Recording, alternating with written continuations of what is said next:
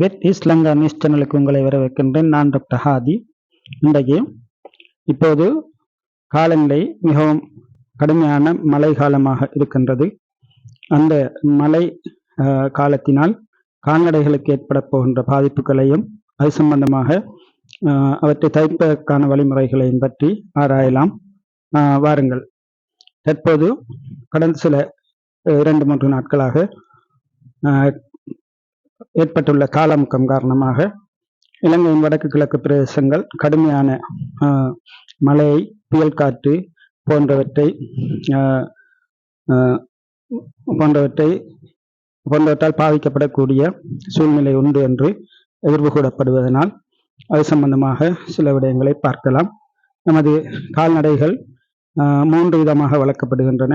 அவை intensive system என்று சொல்லி கொட்டில்களுக்குள் அடைத்து வைக்கப்பட்டு இந்த மாடுகள் ஆடுகள் வளர்க்கப்படுகின்றன. எக்ஸ்டென்சிவ் சிஸ்டம் என்று சொல்லி அவை வயல்வெளிகளிலும் காடுகளிலும் மேய்க்கப்பட்டு அவை வளர்க்கப்படுகின்றன. அல்லது செமி இன்டென்சிவ் சிஸ்டம் என்று சொல்லி பகல் நேரத்திலே அவை மேய்க்கப்படுவதும் இரவு நேரத்திலே கொட்டில்களுக்கும் அடைக்கப்படுவதுமாக இவ்வாறான முறைகளே நமது வடகிழக்கிலே பின்பற்றப்படுகின்றன. தற்போதைய காலநிலை மாற்றம் காரணமாக கடும் மழையும் அதோடு ஒரு குளிரான ஒரு காலநிலையும் அதோடு புயல் காற்று போன்றவை, இடி மின்னல் போன்றவை ஏற்படுவதற்கான சந்தர்ப்பங்கள் உள்ளது. ஆகவே இவற்றினால் இந்த கால்நடைகள் ஒவ்வொரு வருடமும் இவ்வாறான சூழ்நிலைகளால் பாதிக்கப்படுகின்றன. எவ்வாறான பாதிப்புகள் ஏற்படுகின்றன என்பதை பார்ப்போம். இந்த சீரற்ற காலநிலையினால் மழை வெள்ளத்திலே அகப்பட்டு இந்த கால்நடைகள் இறக்கின்ற அபாயம் உள்ளது. தற்போது வயல் நிலங்களிலே நெல் உற்பத்தி அல்லது வயல் உற்பத்தி செய்யப்படுவதனால் பெரும்பாலான மாடுகள் காடுகளுக்குள்ளும் மேய்ச்சல் தரைகளுக்கும் கொண்டு செல்லப்பட்டுள்ளன. அங்கே அவற்றுக்கு ஒழுங்கான ஒரு கொட்டில் அமைப்பு இல்லை. அவை சாதாரணமாக ஒரு பட்டியலிலே அடைத்து வைக்கப்படுகின்றன அல்லது வெளியிலே விடப்படுகின்றன. அந்த நேரத்திலே அவை மழை வெள்ளத்தினால் நேரடியாக பாதிக்கப்பட்டு அவை இறக்கின்ற சந்தர்ப்பங்கள் உள்ளது. அதே போன்று இடிமின்னல் ஊடாகவும் இந்த மாடுகள் இறக்கின்ற சந்தர்ப்பம் உள்ளது. 2020ஆம் ஆண்டு வாகரை பிரதேசத்திலே 27 மாடுகள் இறந்துள்ளன. அதே போன்று இந்த வருடமும் 4-5 மாடுகள் இடிமின்னல் ஊடாக இறந்துள்ளன. இவ்வாறு 2022ஆம் ஆண்டு வடகிழக்கிலே ஏற்பட்ட கடுமையான குளிர்ச்சூழல் காரணமாக, அதாவது வெப்பநிலை ஒரு 16°C அளவுக்கு சென்றதனால் நிறைய மாடுகள் கால்நடைகள் குளிர் தாங்க முடியாமல் இறந்தன. வடக்கிலே கிட்டத்தட்ட வடக்கு மாகாணத்திலே 600 மாடுகளும் இலங்கையின் கிழக்கு மாகாணத்திலே சுமார் 500 மாடுகளும் இறந்தன. கிழக்கு மாகாணத்திலே இறந்த மாடுகளுக்கு அந்த பண்ணையாளர்களுக்கு நஷ்டஈடும் பெற்றுக் கொடுக்கப்பட்டது. இந்த நிலைமை மீண்டும் ஏற்படக்கூடிய சந்தர்ப்பம் உள்ளது.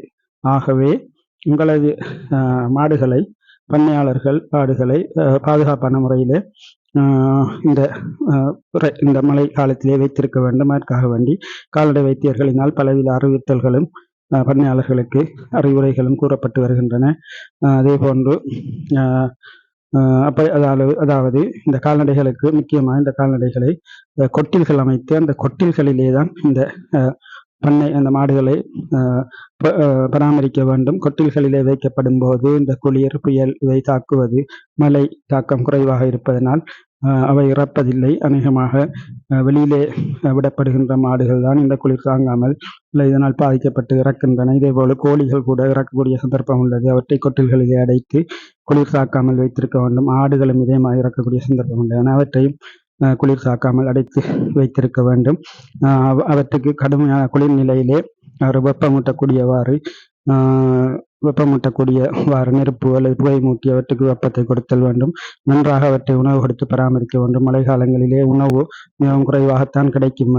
ஆகவே அவை உணவாலும் போஷணையாலும் பாதிக்கப்பட்டிருக்கின்ற விலங்குகள் வெப்பத்தினால் இந்த மழையினால் பாதிக்கப்படக்கூடிய சந்தர்ப்பம் அல்லது குளிரினால் தாக்கப்படக்கூடிய சந்தர்ப்பம் அதிகம். இதே போன்று மழை காலங்களிலே இவற்றை பெற்றுக்கொள்ள முடியாவிட்டால், உணவு பெற்றுக்கொள்ள முடியாவிட்டால் அவற்றுக்கான தீவன வசதி செய்து கொடுக்கப்பட வேண்டும். புட்கள் நாட்டப்பட்டு இந்த புட்கள் அவற்றுக்கு உணவாக கொடுக்கப்பட வேண்டும். அதே போன்று சைலேஜ் போன்ற உற்பத்தி பொருட்கள் செய்து அந்த பொருட்கள் அவற்றுக்கு விடப்பட வேண்டும். அவற்றை கண்ணும் கருத்துமாக பார்க்க வேண்டும். அவற்றுக்கு நோய் ஏற்படும் இடத்தில் அல்லது இறக்கும் தருவாயிலே கால்நடை வைத்தியரை நாடி ஆலோசனையை பெற்றுக்கொள்ள வேண்டும்.